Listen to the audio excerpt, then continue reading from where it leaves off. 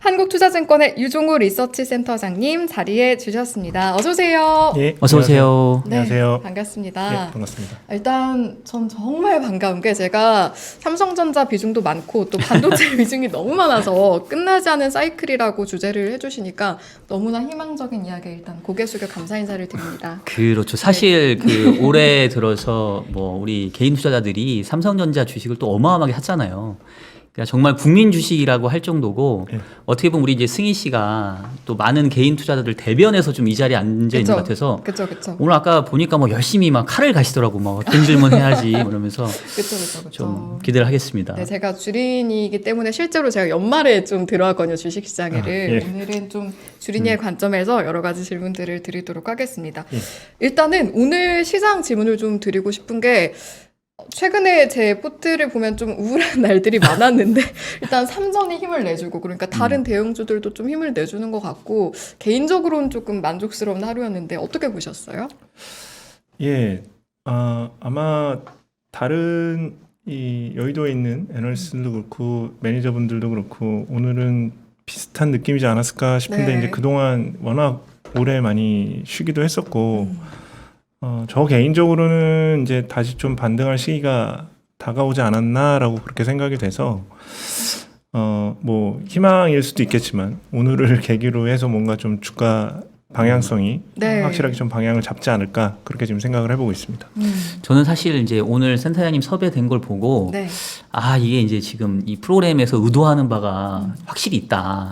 어떤 거죠? 왜냐면 이제 저희 기억을 해보시면 지난주가 우리 그 유진투자증권의 이승우 센터장님을 그쵸. 또 모셨잖아요. 또 반도체 어떻게 보면 이제 대가 두 분들을 그쵸? 연이어서 이제 모셨다는 거는 저희 지금 11시포맥스가 이 반도체나 삼성전자에 대해서 얼마나 많은 고민을 하고 있는지 좀 알려주는 것 같고 그쵸. 사실 이제 저는 개인적으로 이제 저는 기관에서 이제 투자를 하는 입장에서 요즘 코로나 때문에 저희가 대면에서 애널리스트 분들 초대해서 세미나를 들을 기회가 너무 없었어요. 근데 네. 이 훌륭하신 두 분을 연이어서 볼 수 있게 돼서 너무 이제 반가운데 어떻게 보면은 이제 조금 오늘 제가 질문을 짓궂게 할 수도 있을 것 같아서 미리 좀 양해 말씀을 드리는 게 네.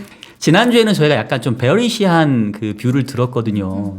근데 상대적으로 우리 센터님께서는 조금은 그 대부분 애널리스트 요즘에 삼성전자 주가를 많이 목표가를 하향하고 있는데 제가 알기로는 센터님께서는 계속 지금 현 수준 유지하고 계시거든요. 예, 그래서 좀 그런 것들을 제가 좀 이렇게 비교해가면서 말씀 좀 드려야 될 것 같은데 일단 제가 궁금한 것 좀 하나 여쭤볼게요. 그 5월 달에 그 외국인들의 시황을 보게 되면은 거의 한 우리 시장에서 10조 원 정도 순매도를 보였고 그 중에 절반 이상이 또 삼성전자 아니었겠습니까? 그리고 오늘 보니까 5월 달 공매도 그 종목들 보니까 역시 삼성전자가 제일 우선했어요. 그럼 결국은 이제 외국인 투자자 내지는 이제 어떻게 보면 쇼플레이를 하는 전문 투자자들은 삼성전자를 지금 매도를 하고 있는 건데 그런 움직임에 대해서 5월은 왜 그렇게 매도를 했었는지 그 이유를 저는 한번 좀 이렇게 우리가 알아보고 가야 될 것 같거든요.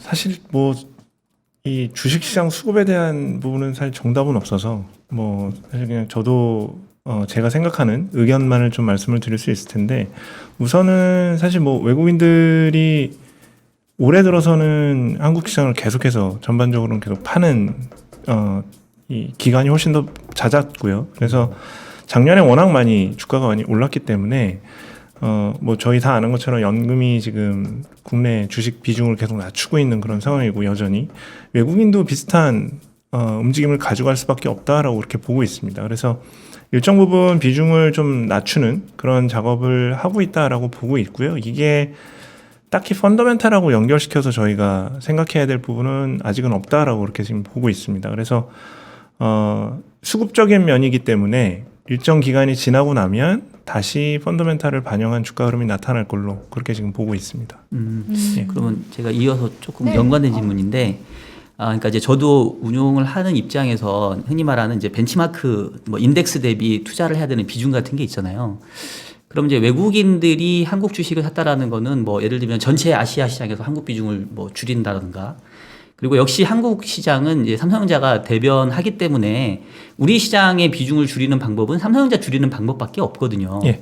근데 이제 제가 궁금한 거는 혹시 이제 그 부분에 분석이 되는지 모르겠는데 그 외국인들이 주식회사 대한민국을 판 건지 예. 아니면 반도체 섹터를 판 건지 그거는 조금 우리가 구분할 수 있을 것 두 같거든요. 가지 전부 다 있다라고 보고 있는데요. 그러니까 하나는 제가 좀 전에 말씀드린 것처럼 작년에 이제 한국 시장 자체가 워낙 주가 퍼포먼스가 좋았기 때문에 네. 일정 부분 이제 전체 비중을 낮추는 그런 움직임이 필요했고, 두 번째 섹터도 어느 정도는 좀 조정을 했을 거다라고 생각을 합니다. 뭐 이거는 이제 저희가 미국 시장을 보면 금세 알 수가 있을 텐데, 지난 3월 이후로는 장세깔이 좀 바뀐 거잖아요. 네. 뭐 이 밸류, 그러니까 가치주들이 움직이기 시작을 했고, 그러면서 사실 미국 시장에서도 밸류에이션 높은 IT, 소프트웨어나 하드웨어 마찬가지로 다 조정을 좀 받았습니다. 그래서 사실은 주가 조정도 일부 있기는 했지만 뭐 보는 시각이 차이겠지만 저는 사실 주가 조정, 가격 조정보다는 기간 조정의 성격이 더 강했다라고 그렇게 보고 있는데, 뭐 그런 차원에서 예, 같은 식의 움직임이 나타난 거 아닌가 그렇게 지금 보고 있습니다. 예. 지금 채팅창을 보니까 다들 그동안 많이 마음을 조바심을 가지고 지켜보기도 하고 그래서 조금 오르기도 하고 들어오기도 했지만 지금까지 빠진 거에 비해서는 많이 산 게 아닌 것 같다라는 의견도 있고요. 예. 네, 이제 이걸 기점으로 해서 좀 변곡점이 되어갈 수 있을지에 대해서 시작일 수도 있다라고 말씀은 해주셨는데 좀 걱정하시는 분들께 한 말씀 해주실 수 있을까요? 여기에 대해서. 그러니까 이 변곡점을 결국은 이게 변곡점이다 아니다라고 말씀을 드릴 수 있는 거는 사실 이제 펀더멘탈에 근거해서 이제 말씀을 드릴 수밖에는 없을 것 같아요. 사실 이제 수급적인 요인은 저희가 예상하는 거가 사실 펀더멘탈보다도 훨씬 더 어려워서 그렇죠. 돈이 어디로 흘릴지는 사실 예상하기가 네. 어려우니까요. 그래서 이제 펀더멘탈을 가지고 좀 설명을 드리면, 결론부터 말씀을 드리면 지금이 변곡점이 될 가능성이 충분히 있다라고 그렇게 생각을 하고 있고요. 이제 그렇기 때문에 아까 제가 이제 모두에서 말씀드린 것처럼 오늘 주가 움직임이 이 펀더멘탈을 반영한 주가의 방향성의 전환이 되지 않을까라고 지금 그렇게 생각은 하고 있습니다. 제가 한 가지만 좀 간단하게 차트를 좀 네. 보여드리면, 좋습니다. 사실 오늘 이제 준비하신 발표 내용이 있는데 아, 그쵸. 저희가 이제 질문을 중간중간 섞어서 하다 보니까 예, 예, 이렇게 자연스럽게 해주시면 좋을 것 예. 같습니다. 뭐 여러 가지 이유가 있겠지만 사실 이제 말씀드린 대로 펀더멘탈한 이유를 굳이 하나 찾자면 아마 언론을 통해서도 많이 들으셨겠지만 반도체 공급 부족에 대한 이야기들 굉장히 많이 들으셨을 그렇죠. 거예요. 이게 이제 전방위적으로 특히나 이제 자동차용 차량용 반도체 공급 부족이 가장 심하고, 그쪽이 워낙 공급 부족이 심하다 보니 전 세계에서 이제 가장 큰 파운드리 업체인 TSMC가 웨이퍼 얼로케이션을 1분기부터 바꾸기 시작을 했습니다. 자동차 생산을 못하니까 뭐 그 상황은 조금 그래도 완화시켜 줘야 된다. 어차피 TSMC한테도 차량용 반도체를 이 고객이 자기 고객이기 때문에 사실 그 고객을 완전히 무시하고 할 수는 없기 때문에 1분기 초부터 사실은 얼로케이션을 좀 바꾸기 시작을 했어요. IT용 웨이퍼를 차량용 반도체 쪽으로 좀 얼로케이션을 바꾸기 시작을 했고, 이제 그러면서 나타난 현상이 뭐냐면 1분기에 이 모바일 스마트폰 쪽, 그러니까 IT 산업 내에서 가장 큰 비중을 차지하고 있는 스마트폰 쪽에서는 일단 재고를 좀 쌓기 시작을 했습니다. 왜? 웨이퍼가 들어가서 나오는 시점이 대략 2분기이기 때문에 그때 되면 자기 쪽으로 올 제품이 줄어든다라는 걸 예상을 할 수 있고요. 그렇기 때문에 모바일 산업 내에서는 1분기 때 재고 축적을 굉장히 좀 했다라고 보시면 되고요. 그게 방향이 바뀐 게 지난 4월이다라고 보시면 됩니다. 요 7페이지 지금 차트를 보시면 네. 제가 빨간색 저희가 동그라미 쳐놨는데 보시는 것처럼 스마트폰 출하 증가율이 지난 4월에 마이너스 폭이 좀 크게 나왔습니다. 오, 많이 줄었네요. 예, 이게 이 MOM, 그러니까 전월 대비이고 네. 오른쪽 차트가 조금 더 중요한데 1, 2, 3월에는 스마트폰 월간 재고가 계속 증가를 했습니다. 1분기에 재고 축적이 있었다라는 얘기고요. 그럼 재고 축적을 왜 이렇게 많이 했냐? 예, 부품이 모자랄 거라고 생각을 하기 때문에 생산을 미리 땡겨서 하고 채널에 재고를 쌓았다라고 보시면 됩니다. 그게 4월부터 방향이 바뀌기 시작을 한 거고요. 주가는 이미 그러니까 저희가 이제 해석을 어떻게 할 수 있냐면, 주가는 웨이퍼 얼로케이션이 바뀐 그 시점부터 이미 조정이 들어갔다라고 저희가 해석을 할 수가 있습니다. 그러니까 삼성전자 주가 올해 들어서 피크가 1월 달이었고요. 그렇죠. 물론 하이닉스는 조금 더 움직이기는 했지만, 그래서 지금 요 4월에 나타났던 현상이 아마 2분기 내내 지속이 지금 되고 있다라고 보면 될 것 같고요.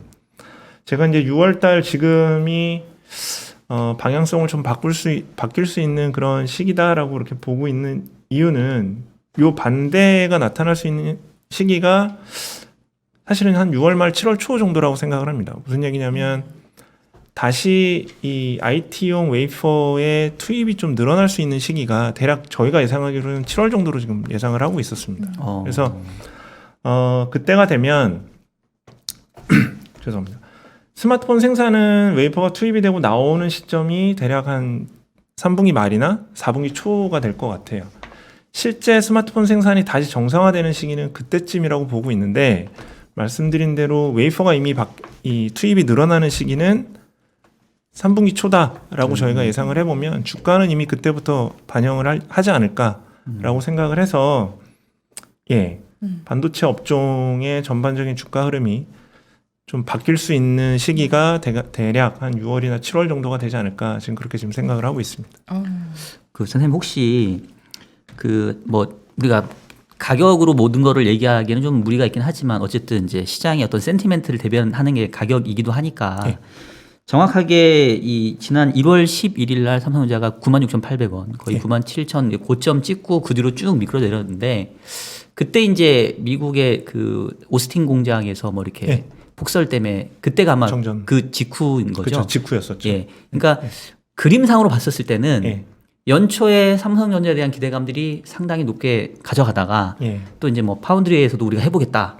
그런데 이제 그 파운드리가 그 메인이 되는 그 오스틴 공장에서 이제 공장 가동이 멈추면서 결국은 파운드리가 안 되겠네.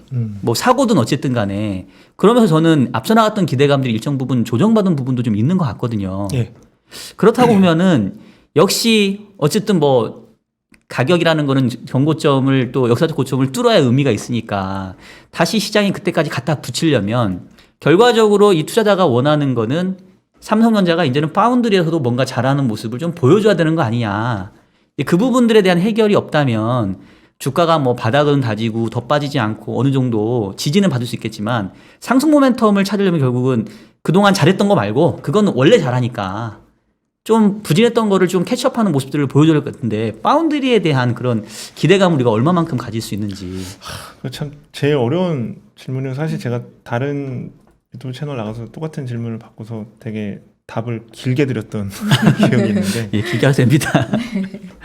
우선은 말씀해 주신 부분이 맞고요. 사실 삼성전자 파운드리에 대한 기대감이 상당히 컸죠. 여전히 있습니다. 그리고 근데 진짜로 만약에 삼성전자가 파운드리에서 예를 들면 5나노 수율이 쭉쭉쭉 올라간다. 그러면 주가는 제가 보기에는 정고점이 아니라 그보다 훨씬 더 올라갔을 겁니다. 10만 전자 진짜 가고도 남겠죠. 그거는 이제 회사가 달라지는 스토리라고 보면 되고 제가 이제 뒤에도 설명을 좀 더 이따가 기회가 되면 더 자세히 드리겠지만 저희가 이제 TSMC 주가도 좀 조정을 받기는 했지만 TSMC에 대해서 그 굉장히 좋은 의견들이 많이 나오고 긍정적으로 바라보고 하는 이유는 이 파운드리 산업 자체가 예전과는 전혀 다른 이 산업의 변곡점에 있고 삼성전자가 그 변곡점에서 기회를 잡을 수 있는 굉장히 좋은 타이밍이라고 생각을 하기 때문에 여기서 삼성전자가 TSMC하고 벌어져 있는 기술 격차를 좀 줄이는 게 보인다. 그리고 그걸 저희가 확인을 할 수 있다라고 하면 그때 삼성전자 주가는 저희가 지금까지 봤던 주가 레벨보다는 훨씬 더 많이 올라가 있을 거다라고 생각을 하시면 될 것 같고요. 키는 가장 단기적으로는 5나노 수율입니다. 꾸준하게 지금 올리고 있다라고는 하지만 말씀하신 대로 연초에 기대했던 것보다는 당연히 속도가 지금 많이 느린 거고요. TSMC하고도 격차가 뭐 좁혀질 거다라고 하는데 아직 잘 좁혀지지 못하고 있는 그런 상황이고 그렇다 보니 파운드리 시장 내에서 점유율도 1분기에 그렇게 큰 변동은 없는 것 같고 사실 삼성전자가 5나노에서 수율을 잘 냈다라고 하면 파운드리 시장 내에서 점유율도 아마 TSMC하고 좀 더 좁히는 모습이 나타났을 겁니다. 그런데 아직까지 그런 모습은 잘 보이지는 않고요. 그래서 예, 말씀하신 대로 그 실망감 때문에 주가가 일부 조정받은 부분이 분명히 있고, 다만 그럼 여기서 삼성전자의 5나노 파운드리 혹은 5나노, 뭐 4나노, 향후 3나노 그 밑에 이 파운드리 사업에 대한 삼성전자의 파운드리 사업에 대한 기대감을 접을 거냐, 아니면 이걸 계속 가져갈 수 있겠느냐라고 생각을 해보면 예, 저는 가져갈 수 있다라고 생각이 되고요. 시간의 싸움이고 경험의 싸움이다라고 저는 생각을 합니다. 예, 예. 그리고 TSMC하고 삼성전자의 이 기술 간의 격차는 그만큼 TSMC가 많은 인풋, 시간과 돈과 자원을 들였기 때문에 지금 앞서 나간다라고 보면 삼성전자가 분명히 캐치업할 수 있는 기회는 충분히 있다. 왜?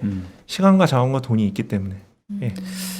사실 이게 약간 개인의 욕심을 채우는 방송 같아서 좀 저는 죄송스럽긴 한데 아마 제가 궁금해하는 부분들 우리 아마 투자자분들 또 개인분들도 많이 그럼요. 예, 궁금하실 것 같아요. 네. 파운드리가 사실은 저도 키라고 생각하기 때문에 이제 그쪽을 더 여쭤보지 않을 수 없는데 제가 지난주에 이승우 센터장님 나오셨을 때도 이제 그 질문을 드렸거든요. 이 파운드리라고 하는 산업 자체가 정말로 투자만 하면 되는 거냐. 말씀하신 것처럼 기술 격차, 뭐 수율만 좋게 나오면 되는 거냐. 어떻게 보면은 그 삼성전자가 가지고 있는 포지션 자체가 삼성전자는 너무 많은 걸 갖고 있잖아요. 그리고 반도체 산업에서 봤었을 때는 약간 이제 경쟁자이기 때문에 과연 이 파운드리 영역까지 삼성전자에게 누군가가 이렇게 키워주려고 하겠느냐, 수요자들 측면에서. 최근에 그 기사 중에 이제 눈에 띄었던 게 일본 정부가 이 반도체 연구 저점 조성을 대만에 하면서 뭐 TSMC에 뭐 2천억 지원하겠다 이제 이런 기사들이 나왔잖아요. 사실 제가 봤던 느낌이 뭐냐면 결국은 삼성전자가 커가는 걸 원하지 않는 거 아니냐. 그런 사실 좀 느낌을 받았거든요. 그래서 그런 부분도 단순히 삼성전자가 파운드리를 키운다고 하는 의지만 있다고 해서 이게 될 수 있는 문제는 아닌 것 같아서 그 부분에 대해서 조금 뭔가 전략적으로 피해가거나 이거를 좀 조율할 수 있는 방법이 있을지. 그 질문에 대한 대답은 굉장히 복잡한데요. 우선은 저는 두 가지 이유 때문에 삼성전자 파운드리가 기술적인 격차만 극복을 한다라고 하면 충분히 성장할 수 있다라고 생각을 하고 있는데 우선 첫 번째는 그 누구도 독점적인 시장을 원하지는 않습니다. 예. 10나노 미만에서 플레이를 할 수 있는 업체가 딱 두 업체밖에 없습니다. 물론 인텔이 얼마 전에 이제 파운드리를 하겠다라고 선언을 하기는 했지만 사실 인텔이 파운드리를 하겠다라고 한 건 예전에도 몇 년 전에도 있었고 그 전에도 있었고 했는데 한 번도 성공을 한 적은 없었고, 그래서 아직까지 뭐 눈에 띄는 변화가 없다라고 하면 인텔은 아직 좀 배제를 해놓고 생각을 해보면 10나노 미만 파운드리 시장에서 플레이를 할 수 있는 업체는 딱 TSMC하고 삼성전자 둘밖에 없습니다. 그러니까 굉장히 과점된 시장이죠. 과연 고객들이 TSMC가 독점하는 파운드리 시장을 원할까라고 생각해보면 예, 그렇지 않다라고 보는 게 일단 이성적인 대답일 것 같고요. 그게 첫 번째 이유고, 두 번째는 이거는 사실은 지정학적 이유일 텐데 미중 분쟁이 뭐 앞으로도 계속 지속이 된다라고 보고, 오히려 지금 뭐 미국에서 정권이 바뀌면서도 오히려 더 강해지는 그런 모습을 보이고 있고, 중국에 대한 견제가 사실은 몇 년 전 트럼프 정권 때는 미국 혼자만이 하던 그런 움직임이었다라고 하면 지금은 미국과 유럽이 같이 공조하는 그런 움직임으로 가고 있고, 그 중에 하나가 뭐 여러 가지 이슈가 아젠다가 있을 텐데 뭐 환경이 있을 수 있고 뭐 인권이 있을 수 있고 기술이 있을 수 있는데 그 기술의 대표적인 게 반도체라고 보면 미국이나 유럽이 파트너로 삼고 싶어하는 반도체 업체가 전 세계에서 미국과 유럽 다른 지역에서는 TSMC하고 삼성전자 둘밖에 없을 겁니다. TSMC 하나를 가져가기에는 미국이나 유럽도 상당히 부담스러울 수밖에 없고요. 뭐 중국이 계속해서 뭐 제가 정치 분석하는 사람은 아니지만 대만을 자기네 1국가라고 지금 계속해서 하고 있는 상황이다라고 보면 미국이나 유럽이 TSMC만을 의존해서 반도체에 대한 기술에 대한 이 확보를 하기에는 당연히 좀 부담스럽다라고 저는 생각을 하기 때문에 그런 이 정치 지정학적인 관점에서 보더라도 삼성전자의 그 파운드리 사업은 기술만 갖춰진다라고 하면 충분히 성장할 수 있다 이렇게 지금 생각을 합니다. 네. 네. 아무래도 제가 오늘 주린이 대변자, 시청자 대변자로서 아까 오늘 컨셉을 잡고 앉아있겠다라고 말씀을 드렸기 때문에 네. 아까 나온 질문 중에 이런 게 있었어요. 삼성전자 현재 PBR은 1.8배 수준으로 과거 반도체 경기 고점 수준의 레벨인데 반면 ROE는 13%대로 과거 경기 호황기 대비는 낮아서 지금 주가가 싸지 않다고 보는 시각이 있던데 여기에 대해서는 좀 어떻게 생각하시는지 궁금해하시더라고요. 아, 그건 참 뭐 정답은 없는데요. 밸류에이션이라. 그런데 일단 우선은 전 세계 주식시장의 밸류에이션이 다 올라가 있는 상황이고요. 제가 여기 차트는 없는데 네. 그 글로벌 반도체 피어들의 밸류에이션과 삼성전자의 밸류에이션의 그 차이. 늘 삼성전자가 더 싸거든요. 그러니까 그 디스카운트 폭이 얼마냐를 쭉 트래킹을 해보면 최근에 삼성전자 주가 올해 들어서 계속 조정을 받았기 때문에 그 디스카운트 할인 폭 자체는 지금 굉장히 많이 벌어져 있는 상황입니다. 그래서 상대적으로 봤을 때는 그러니까 삼성전자의 과거 주가 밸류에이션하고 비교해 보면 좀 높게 보일 수는 있습니다. 그런데 전 세계 주식시장의 밸류에이션이 굉장히 많이 올라와 있는 상황이고 이제 그런 부분을 감안을 했을 때 지금 시점에 글로벌 피어들과의 비교하는 삼성전자 밸류에이션은 절대 비싼 수준은 아니다. 그렇게 볼 수 있을 것 같습니다. 알겠습니다. 그 우리 오늘 산타님하고 몇 분까지 시간이 있죠? 저희 한 40분 40분 정도는 정도? 더 쓸 수 있을 것 같은데요. 그러니까 네. 앞으로 40분 더. 네네. 아 너무 좋네요. 네. 네. 그러니까 이제 편하게 지금 해주시죠. 초반에는 저는 부담스러워요. 예 죄송합니다. 저희가 이렇게 가둬두고 저희 너무 기뻐서 네. 이제 저희가 네. 좀 빨리 여쭤보고 싶은 말씀 초반에 좀 여쭤봤고 또 네. 우리 센터님 준비하신 자료 있으니까 그렇죠. 제목이 반도체 끝나지 않은 사이클 이렇게 주셨는데 저도 이제 자료를 한번 슬쩍 떠들어 봤거든요. 근데 저도 이제 투자하는 입장에서 가장 요즘에 이제 고민거리가 뭐 아무리 기저효과라고 하지만 뭐 경제지표 내지는 뭐 영업이익 이런 숫자들이 올라가고 내려가고 하는 모습에 분명히 이 주가는 반응을 하거든요.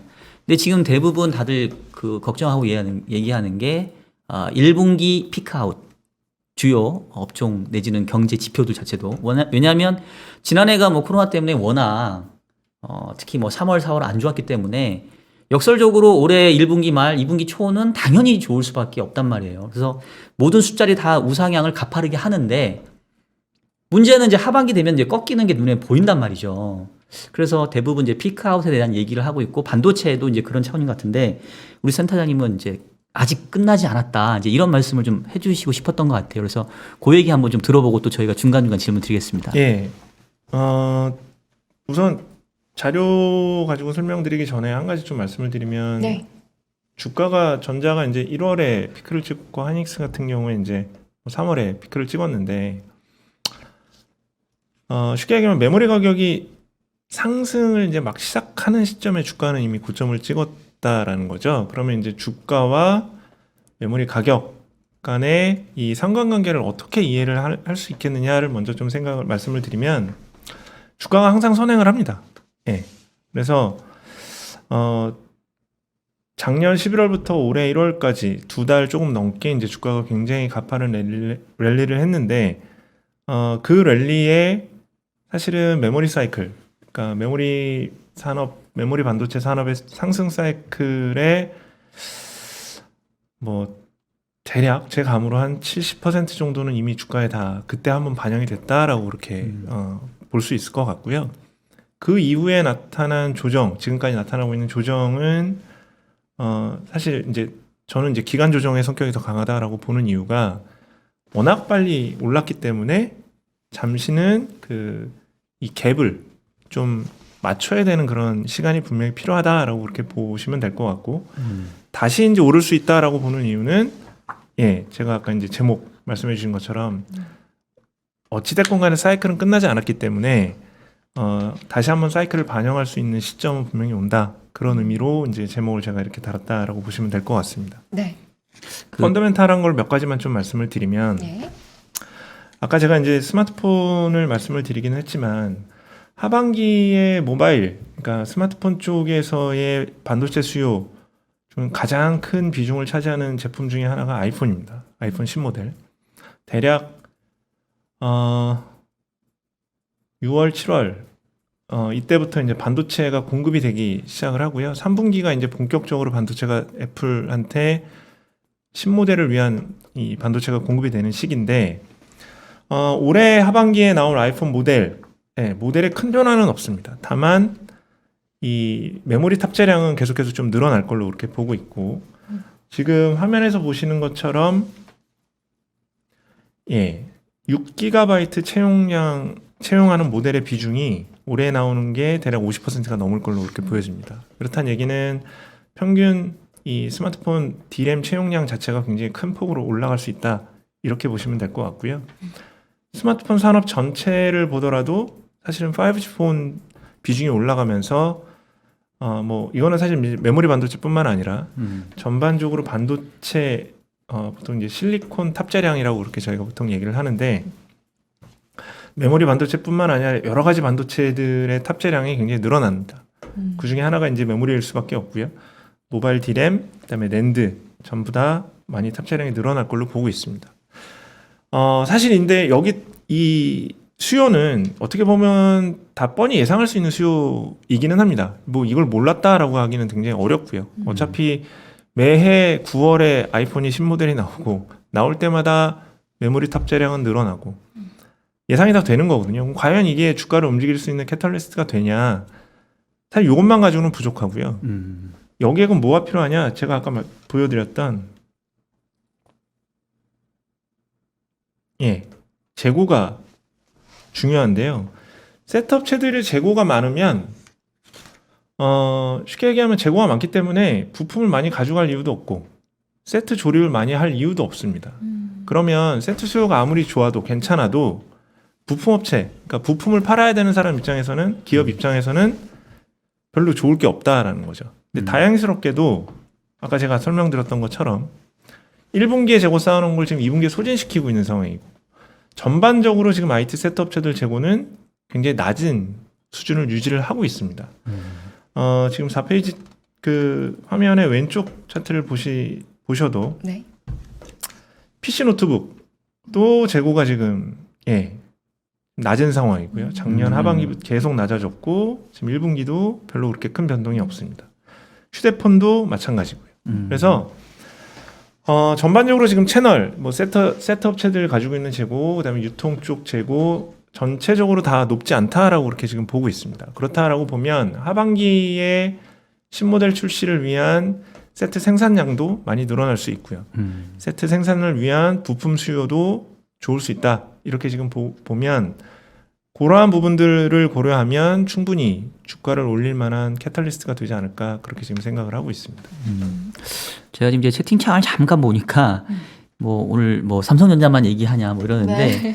사실 저는 그렇게 생각해요. 이게 삼성전자가 뭐 다는 아니죠. 또 삼성전자를 투자 안 하시는 분도 있는데 기본적으로 이 우리나라 주식을 이끄는 대장주는 누가 뭐라 해도 삼성전자일 수밖에 없고 지수가 고점을 뚫고 올라가려면 대장주가 앞서 갈 수밖에 없습니다. 그러니까 우리가 마치 무슨 이렇게 뭐 마라톤을 한다거나 아니면 자동차 경륜을 한다고 했었을 때 맨 앞에 바람막이가 있으면서 속도를 내줘야 되거든요. 절대 지금처럼 삼성전자나 같은 대형주가 횡보하는 장에서는 주식시장의 상승세를 크게 기대하기는 어려워요. 요즘 이제 개별 종목들은 좀 움직이긴 하지만 그래서 전반적인 시장의 방향성을 좌우하는 게 어찌됐든 간에 우리나라는 메인 기업인 삼성전자이고 또 반도체이기 때문에 아주 중요한 시간이라고 생각해서 저희가 지금 지난주에 이어서 이번 주도 맞습니다. 이렇게 특별한 시간을 가졌다라고 한번 여러분들이 이해를 해주시고요. 네. 오늘 정말 저는 너무 귀한 시간이 같은데 그 중간에서 하나 좀 여쭤보고 싶은 게 아까 이제 결국은 핵심적인 내용들이 이제 사이클이 아직 끝나지 않았다라는 말씀 해주셨는데 그러니까 저의 근본적인 의구심은 뭐 롱텀한 사이클은 뭐 당연히 끝나지 않았다고 볼 수 있겠는데 소순한 사이클로만 본다고 한다면 흔히 말하는 기저효과라는 게 분명히 있을 거잖아요. 아무래도 상반기보다는 하반기가 전체적인 지표들이 다 이렇게 다운트렌드한 모습을 보일 텐데 뭐 그런 것들을 과연 극복할 수 있을 정도의 모멘텀이 있을까 아니면 뭐 조금 같이 쉬었다가 뭐 그 다음번에 이제 사이클이 이어진다라고 보시는 건지 그 시점에 대한 부분도 조금은 저는 궁금하거든요. 가장 쉽게 말씀드릴 수 있는 게 아마 메모리 반도체 같은 경우는 가격 상승일 텐데요. 지금 이제 3분기에 그러면 과연 디램 가격이 몇 %나 오를까가 가장 키라고 보시면 될 것 같아요. 이제 그 기대치를 상회해서 가격이 오른다라고 하면 주가는 반응을 할 거고요. 만약에 이제 그 기대치를 그냥 뭐 인라인하게 맞추는 정도라고 하면 사실은 큰 기대를 하기는 좀 어려울 거고요. 그래서 뭐 제가 이제 3분기부터 주가가 좀 오를 수 있다 그렇게 말씀을 드리는 거는 3분기 가격 상승 폭이 지금 시장에서 기대하는 것보다는 좀 크지 않을까라고 지금 본다 이렇게 해석을 하셔도 될 것 같습니다. 예, 예. 알겠습니다. 반도체 이야기로 준비하신 자료로 본격적으로 넘어왔으니까 이 내용 중간에 한번 여쭤보면 최근에 반도체에 대한 관심이 굉장히 각국에서 많고 특히 미국만 봐도 그렇고요. 글로벌 반도체 경쟁의 어떤 흐름 자체를 전체적으로 좀 어떻게 보시는지 총평부터 한번 들어볼 수 있을까요? 이게 이제 가시화되기 시작한 거는 트럼프 정권 때고, 그때 이제 중국이 반도체 굴기라고 해가지고 반도체 산업을 뭐 드러나게 아니면 드러나지 않게 굉장히 많은 지원을 했죠. 정부 차원에서. 보조금을 많이 썼고, 일부 이제 기업들이 반도체 사업에 대해서 굉장히 많은 투자, 적극적인 설비 투자를 발표도 했고 일부 진행을 했습니다. 그 안에는 메모리 반도체, 낸드, 디램을 하겠다라는 업체들도 상당히 많았었고요. 그런데 그게 미국의 트럼프 대통령이 이 태클을 걸기 시작을 합니다. 그리고 가장 제가 보기에 가장 좀 심각한 타격을 준 게 미국의 반도체 장비 소재를 만드는 업체는 중국에 공급을 하기 위해서는 미리 허가를 받아라라는 그런 조치를 내렸습니다. 하지 말라라는 얘기죠.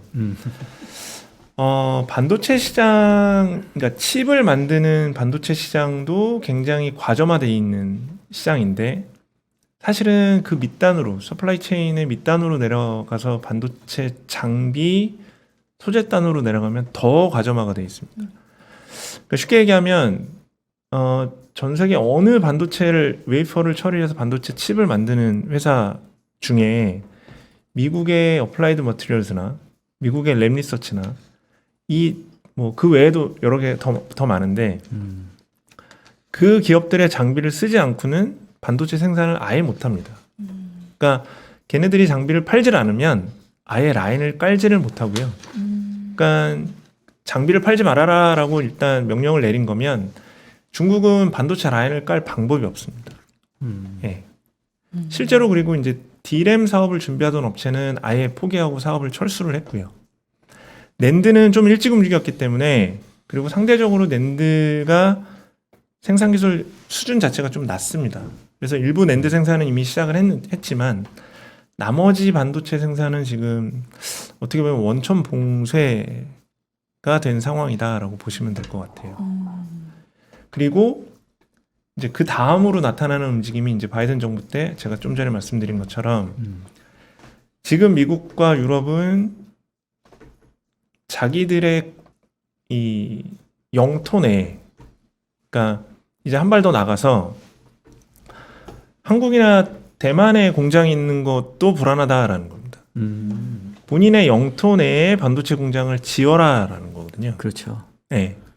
그러니까 지으면 지원해줄게. 근데 와서 지어라는 겁니다. 네. 안 지으면 뭔가 찜찜한. 그렇죠. 네, 저도 정확히는 모르겠습니다. 네. 네. 근데 분위기상, 네. 미국 내, 근데 뭐 단순히 그냥 비즈니스적인 관점에서 보더라도 뭐 그렇게 손해볼 장사는 아닐 겁니다. 왜?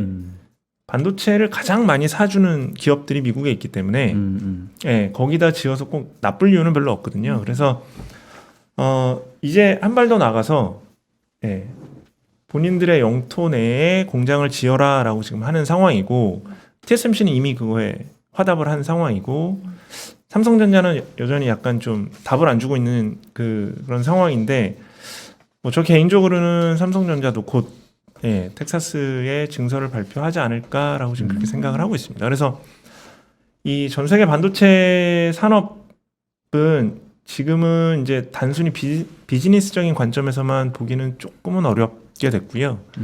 이 지정학적인 이슈도 어느 정도는 좀 고려를 해야지 되는 상황으로 바뀌었다라고 보셔야 될 것 같습니다. 네. 예. 전체적인 좀 그림을 그리고 세부적으로 들어가는 게 좋을 것 같아서 이제 글로벌에서 어떤 그런 흐름이 있는지 좀 여쭤본 거고요. 이제 반도체에 대해서 준비하신 내용이 있으니까 저희 다시 돌아가서 예. 순차적으로 한번 풀어가 보도록 할게요. 예. 우선 이제 제가 좀 전에 수요적인 측면을 말씀을 드렸고 네. 시장에서 또 하나 사실 우려하고 있는 부분은 늘 캐펙스입니다. 예, 설비 투자. 왜냐하면 이게 이제 공급으로 바로 전환이 되기 때문에 특히나 메모리 반도체, D램이나 낸드 같은 경우는 이 사이클이라고 그러죠. 이 사이클이 굉장히 심해서 수요가 있더라도 공급이 늘어나면 또 수급이 약해지고 가격이 빠질 수 있는 그런 특성이 있고 그래서 캐펙스를 얼마나 많이 늘리느냐가 항상 초미의 관심사일 수밖에 없습니다. 그래서 캐펙스가 많이 늘어나지 않을까라는 그런 우려는 늘 있고 실제로 올해 들어서는 삼성전자도 그렇고 하이닉스도 그렇고 캐펙스가 좀 늘어나고 있는 추세는 분명히 맞습니다. 그런데 이걸 지금 당장 우려 요인으로 봐야 되느냐? 뭐 이건 시각의 차이가 분명히 있겠지만 저희는 아직은 아니다라고 그렇게 생각을 합니다. 이유가 뭐냐면 사실 기억하시겠지만 2017년에서 2018년 초까지가 슈퍼사이클이라고 그래가지고 반도체 업황이 엄청나게 좋았거든요. 그때 뭐 대단했죠. 네, 대단했죠. 그때 삼성전자 D램 영업이익률이 제 기억이 맞나 모르겠네요. 60%가 넘었습니다. 한 65%? 그럼 에비타, 그러니까 캐시로 떨어지는 마진은 거의 아마 80%에서 90% 사이 정도까지 됐을 겁니다. 그러니까 100원 팔면 많게는 90원이 현금으로 들어오는 사업이 됐던 거죠. 그러니까 게임사보다도 훨씬 더 돈을 잘 버는. 그러게요. 예, 예.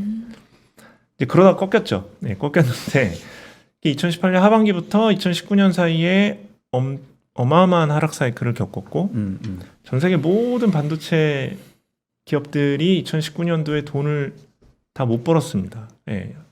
그러니까 버는 규모도 많이 줄어들었고 해서 사실은 삼성전자 하이닉스를 포함한 전 세계 반도체 업체들의 캐펙스가 굉장히 많이 줄어들었습니다. 2019년도에.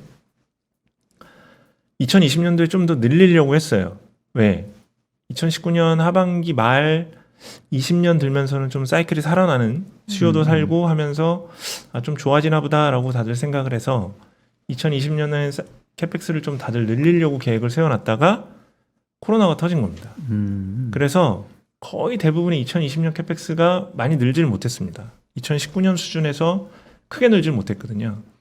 그렇다는 얘기는 뭐냐면 2019년, 2020년이 캐펙스가 굉장히 낮게 유지가 됐고 그게 지금 사이클, 지금 굉장히 좋은 사이클, 가격이 막 어마어마하게 지금 오르고 있는데 메모리 같은 경우에 그런 사이클, 또 하나는 비메모리 반도체 같은 시스템 반도체 같은 경우에는 지금 공급 부족을 얘기하는 가장 큰 이유가 캐펙스를 2년을 쉬었기 때문에 그렇습니다. 예. 그래서 올해는 어찌됐건 간에 늘릴 수밖에 없습니다. 모든 반도체 업체 캐펙스가 다 늘어날 겁니다. 예. 그러니까 늘어나는 건 기정사실이고 과연 이 늘어나는 설비 투자가 이 수급을 해칠 정도냐 아니냐의 판단이 중요한데 뭐 그건 이제 시간이 지나봐야 알겠죠. 근데 어찌됐건 저희는 아직은 수급을 해칠 정도의 캐펙스 증가는 아니다라고 그렇게 보고 있는 상황입니다. 그 말씀이 나와서 그러는데 사실 2016년, 2017년 그때 뭐 퀀텀 점프 뭐 이런 얘기 나오고 뭐 슈퍼사이클. 근데 제 기억에 그때는 이제 뭐 데이터 센터라던가 이제 이런 차원에서 그동안에 없던 이 반도체에 대한 수요가 급격하게 이제 만들어진 시기였잖아요. 근데 사실 지금 미래로 봤었을 때 이제 그럴 만한 모멘텀이 좀 더 나올 게 있을까? 그냥 약간 시클리컬하게 말씀하셨던 것처럼 뭐 한 2년 캐펙스가 없었으니까 이제 할 때가 됐다. 이런 거 말고 뭔가 이제 기존에 없던 것들이 새로운 모멘텀으로 작용할 만한 그런 어떤 보이는 부분은 없을까요? 지금으로서는 사실은 지금 말씀해주신 데이터 센터 쪽의 수요가 급격하게 한번 늘어난 게 2016년, 17년 그 사이클이었는데 그런 식의 수요는 아직까지는 보이는 건 보이지 없습니다. 않죠. 예. 예, 여전히 서버, 그러니까 데이터 센터향 서버에 들어가는 반도체 수요가 굉장히 많이 늘어나고 있는 상황이고요. 그러니까 만약에 고 어플리케이션만 딱 놓고 본다면 여전히 좀 고성장하고 있는 그런 상황이고, 이게 이 약간 좀 일반 투자자분들이 좀 잘못 생각하실 수 있는 것 중에 하나가, 저희가 이제 언택 많이 이야기를 하잖아요. 네. 그러니까 뭐 재택근무를 하고 교육도 이제 원격 교육을 하고 하면서 노트북 사용량 늘어나고 인터넷 통신 사용량 늘어나고 하니까 사실은 언택의 환경이 길어지면 길어질수록 이 데이터 사용량이나 이런 것들이 늘어날 거다라고 생각을 많이들 하세요. 네. 근데 사실 그거는 좀 안 맞는 얘기다라고 보시면 되고요. 그래요? 예. 왜 그럴까요? 그러니까 쉽게 생각하면 경기가 좋아서 이 비즈니스, 그러니까 이 경제 활동이 활발해지면 그게 활발한 경제 활동이 만들어내는 데이터 소모량이 훨씬 더 큽니다. 아. 예. 그래서 경기가 좋아지면 데이터 소모량도 커지고, 데이터 소모량이 커지면 당연히 데이터 센터에 대한 수요도 늘어나는 거죠. 예. 그래서 대규모 데이터 센터를 운영하는 업체들의 설비 투자가 사실은 작년에 코로나 환경에서 그렇게 크게 늘지 않았습니다. 예. 왜? 데이터 트래픽이 그렇게 많이 늘지를 않았어요. 예. 실제로 작년 2분기, 3, 4월이 지나면서 저희가 이제 뭐 집에 있으니까 뭐 동영상을 많이 본다 하는데, 예. 비즈니스 액티비티, 상업적인 비즈니스 액티비티가 위축이 되면서 트래픽이 그렇게 많이 늘지를 못했습니다. 그래서 트래픽이 못 는다라는 거는 데이터 센터에 대한 수요도 늘지 않는다라는 거기 때문에 투자가 안 늘었고요. 올해 경기가 지금 다들 회복된다라고 보는 거잖아요. 제일 크게 기대할 수 있는 게 데이터 센터, 그러니까 데이터 하이퍼스케일러라고 저희가 보통 부르는데, 이 하이퍼스케일러들의 캐펙스 사이클이 돌아오는 거를 사실은 가장 지금 환영할 만한 일이라고 지금 보고 있는 거고요. 미국이 경제 재개 리오프닝을 하고 경제 활동이 정상화가 되고 이렇게 되면 될수록 트래픽은 늘어날 거고요. 그러면 다시 한번 캐펙스 사이클이 있지 않을까. 그게 나타나면 사실 어마어마한 사이클이 다시 한번 올 수 있다라고 생각을 합니다. 수요적인 측면에서 보면. 근데 약간 이 반도체 관련해서 저는 최근에 이제 눈에 띄었던 것이, 빅테크 업체들에서 반도체를 직접 설계하려고 이제 나서기 시작하니까 이런 흐름 자체가 전체적으로 조금 요동치지 않을까. 그리고 그 시기는 언제쯤일지 좀 실질적으로 시간이 걸린다는 분석도 있고 여러 가지 이야기가 있잖아요. 예. 결론부터 말씀드리면 시간은 상당히 좀 걸릴 그쵸? 거고요. 그리고 이제 두 가지 측면에서 좀 말씀을 드리면, 빅테크 업체들이 스스로 이제 본인들의 서비스, 데이터 센터 운영을 위해 가장 적합한 에이직 칩을 설계를 하게 되는 겁니다. 그리고 이제 그 설계를 하게 되면 설계한 칩을 파운드리 업체에 맡기게 되는 거죠. 예. 그래서 그 파운드리가 이제 TSMC가 지금 성장하고 있는 가장 큰 원동력 중에 하나라고 보시면 되고요. 이게 근데 왜 중요하냐? 저희가 이제 PC 시장에서 CPU를 만드는 업체가 이제 두 업체가 있죠. 인텔이 있고, 최근에 이제 AMD가 점유율이 굉장히 많이 올랐고요. 근데 서버는 여전히 인텔이 95% 정도 혹은 그 이상 점유율을 하고 있는 시장이고요. AMD가 최근에 서버 시장에서도 점유율을 조금씩 올리고 있기는 하지만 여전히 좀 갈 길이 멀고,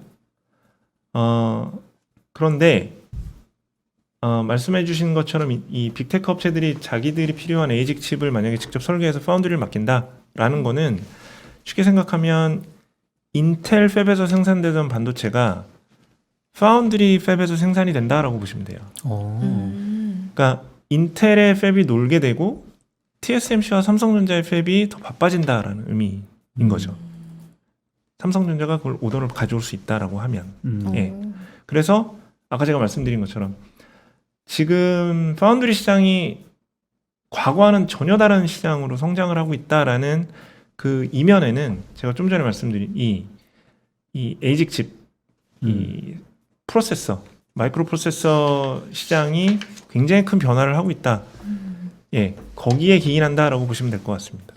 예, 그리고 또 하나 이제 뭐 메모리는 사실은 이러나 저러나 예, 필요한 거고 메모리를 다른 업체가 할 일은 만무하기 때문에 예, 그래서 뭐 사실은 빅테크 업체가 칩을 만들던 어쨌든 투자만 늘면 예, 메모리한테는 긍정적이다 이렇게 보시면 될 것 같습니다. 네. 준비하신 자료의 저표는 뭔가요? 아 이게 이제 제가 좀 전에 말씀드린 이 CPU를 설계하는 기반이 되는 그 언어라고 보시면 되는데요. 그게 크게 많이 들어보셨어요? X86 기반이냐? 예전에 그러니까 인텔이 X86 기반이라고 보시면 되고요. ARM이라는 회사 많이 들어보셨죠? 네. 그 ARM이 이 설계하는 또 다른 그 언어가 있습니다. 그래서 그 기반으로 만드는 서버용 CPU가 나오고 있는 거고 아까 좀 전에 말씀해 주신 빅테크 업체들이 CPU를 설계를 할 때는 대부분이 ARM 기반한 CPU입니다. 예, 그리고 이 ARM 기반한 CPU는 TSMC나 삼성전자에서 생산을 하게 되는 거고요. 예, 예. 그리고 요 ARM 아키텍처를 기반한 서버용 CPU만 설계하는 대표 업체가 암페어라는 업체가 있습니다. 예. 그래서 이 암페어라는 업체가 설계한 CPU의 성능을 인텔이나 AMD가 설계한 X86 기반한 서버 CPU의 성능과 비교를 해놓은 테이블이다라고 보시면 될 것 같아요. 죄송한데 저도 사실 조금 이쪽에 대해서는 완전히 잘 몰랐는데 ARM이 정확히 어떤 내용이 조금 부연 설명해 주실 수 있을까요? 이게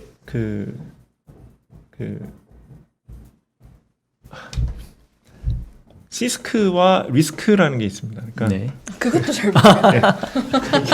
이게 더 내려가기 시작하면 더 복잡해요. 네. 간단하게 하겠습니다. 그러니까 알고리즘을 짜는 언어가 크게 두 종류로 나뉘게 됩니다. 네. 근데 X86이라는 거는 이 시스크, 그러니까 Complicated Instruction Set of Computing이라는 이 언어를 사용을 하는 거고요. 알고리즘을 사용을 하는 거고, 리스크는 Reduced Instruction Set of Computing입니다. 그래서 애초에 시작은 이 시스크라는 게 너무 복잡해서 좀 간단하게 만들자. 그래서 이 리스크라는 거를 누군가 만들어냈고요. 제가 알기로는 그게 이제 미국의 버클리 대학이 애초에 원천 특허를 가지고 있는데 뭐 특허는 이미 다 해제가 됐겠지만 그거에 기반해서 만든 게 그 칩을 설계하기 시작한 게 대표적인 회사가 ARM입니다. ARM이 강점이 뭐냐면 저전력 칩을 설계하는 기술이거든요. 네. 모바일에 들어가는 칩은 다 ARM 기반입니다. 왜? 저전력이어야 되기 때문에. 네. 그러니까 모바일에 들어가는 저희가 어플리케이션 프로세서라고 부르는 칩들은 100% ARM 기반이라고 보시면 됩니다. 예. 그래서 애초에는 이게 이 전력은 적게 쓰고 대신 설계는 되게 좀 간단하게 할 수 있는 칩을 만든 것부터 이제 시작이 됐는데 지금은 사실 이제 똑같이 약간 복잡해진 면이 분명히 있고요. 대신 예, 특성이 좀 많이 다르게 되고 네. X86 시스크는 인텔과 AMD가 자기네들이 프로세서를 설계를 할 때 사용을 하고 얘는 쭉 그렇게 왔기 때문에 사실은 ARM을 리스크를 기반한 칩을 설계를 잘 못하고요. 왜 인텔이 모바일 이 세계에서는 별로 경쟁력이 없다라고 그렇게 얘기를 많이 하거든요. 모바일 스마트폰 시장이 커지면서 사실 인텔이 헤게모니를 잃었다라고 하는 가장 큰 이유가 저전력 설계에 경쟁력이 없습니다. 네. 예. 그래서 이제 이렇게 된 건데 네네. 그래서 전혀 다른 CPU를 설계하는 업체들이 지금 생겨나고 있고 일부는 좀 전에 말씀하신 이 빅테크 업체들이 자기네들이 필요한 이 프로세스를 설계할 때도 이 리스크 기반의 칩을 설계를 한다 이렇게 이해를 하시면 됩니다. 이게 이제 지금 뭐 채팅창 보니까 센사님 찐 당황하셨다고 하는데, 그러니까 이제 사실 저희 연합인포맥스 채널을 보시는 구독자 수준이 되게 높으세요. 아, 예, 그러니까요. 그래서 그 저희도 아는데 또 이제 중간 중간에 또 그 전문 용어들에 대해서 조금씩 이렇게 여쭤보는 것도 맞아요, 다른 맞아요. 그 구독자들에게 좀 이해에 도움을 주는 차원에서 이제 여쭤본 것도 있으니까 네. 너무 또 그런 거 하지 마시고요. 네네. 그러면 이제 결국은 뭐 비메모리 반도체에 대한 얘기도 좀 예. 해주셔야 될 것 같은데 어떻게 좀 봐야 될지요? 그러니까 이제 비메모리 반도체하고 파운드리 산업하고는 뭐 뗄래야 뗄 수 없는 그런 관계이고, 뭐 아까 맨 처음에 말씀드렸던 이 차량용 반도체가 부족한 것도 사실은 파운드리 캐파가 없어서 지금 나타난 그런 문제이고, 비메모리 반도체의 수요는 굉장히 다양해지고 더 많아지겠죠. 왜? 저희가 지금 뭐 그냥 애매모호하게 하지만 이 뭐라 그래야 될까요? AI, 뭐 IoT, 그 자율주행 이런 굉장히 좀 그 먼 미래 같은 지금 진행이 되고 있기는 하지만 이걸 구현하기 위해서는 굉장히 다양한 종류의 반도체가 필요한데, 그걸 통틀어서 이제 시스템 반도체라고 저희가 얘기를 하고, 그 시스템 반도체의 상당량을 사실은 파운드리를 통해서 생산을 하게 됩니다. 반도체 전체 생태계를 보면 제일 많은 게 팹리스고요. 팹리스는 뭐냐? 팹이 없는 업체입니다. 자기가 생산 시설은 없고 칩만 디자인하는 거죠. 디자인하고 파운드리한테 야 이거 생산해줘 라고 하면 파운드리 업체가 그걸 생산을 하는 겁니다. 그렇죠. 예. 그래서 팹리스가 가장 많습니다. 반도체 이 생태계 내에서. 근데 파운드리는 왜 수가 적냐? 아까 말씀드린 기술이 없기 때문에 점점 기술이 이제 미세화되면 될수록 플레이어 숫자가 줄어서 지금은 뭐 10나노 미만은 둘, 이제 5나노, 4나노, 3나노 가면서 어떻게 될지 모르겠지만 뭐 삼성이 잘한다라고 하면 계속 두 업체가 그 미만의 시장은 그냥 과점한다라고 보시면 될 것 같고, 그래서 이 시스템 반도체 시장은 굉장히 유망하다라고 보면 되고요. 그럼 과연 삼성전자의 포커스는 어디에 있어야 하냐? 물론 뭐 회사 경영진 분들이 생각하시는 영역은 다를 수도 있겠지만 제가 생각하기에는 삼성전자의 경쟁력은 저는 생산에 있다라고 보거든요. 생산 기술에. 그래서 삼성전자의 경쟁력은, 삼성전자는 지금 반도체 사업이 메모리 반도체, 디램 낸드, 시스템 반도체, 팹리스, 그리고 파운드리 이걸 다 합니다. 그렇죠. 전 세계에 이런 회사가 없어요. 없죠. 예. 그럼 과연 여기서 굳이 나눠서 어디에 더 포커스를 힘을 더 실어야 되느냐? 메모리는 당연하고 그 다음으로 실어야 될 거는 저는 생산 기술이 중요한 이 파운드리 쪽에 힘을 실는 게 맞지 않나 그렇게 지금 생각을 하는 거죠. 그리고 성공 확률도 더 높지 않을까 그렇게 지금 보고 있는 거고요. 그러니까 결국 센사장님도 뭐 삼성전자가 나아갈 길은 파운드리 쪽에 있다라고 보시는 그건 뭐 인정하시는 부분인 거죠. 그리고 이 팹리스 설계하는 기술은 삼성전자가 잘하는 게 있죠. 또 이미지 센서, 드라이버 IC 이런 것들은 굉장히 잘합니다. 그런데 진짜 부가가치, 뭐 그것도 부가가치가 높지만 시스템 반도체에서 가장 부가가치가 높은 거는 저희가 좀 전에 얘기한 프로세서 시장입니다. 마이크로 프로세서 시장. 인텔, AMD, 엔비디아 얘네들이 꽉 잡고 있는 시장이거든요. 얘네들이 왜 이걸 잘하냐? 아까 제가 말씀드린 설계를 그러니까 알고리즘을 잘 짜는 거예요. 알고리즘을 얼마나 효율적으로 잘 짜느냐가 가장 코어 경쟁력이거든요. 그거는 캐치업하기가 굉장히 어려운 걸로 저는 알고 있습니다.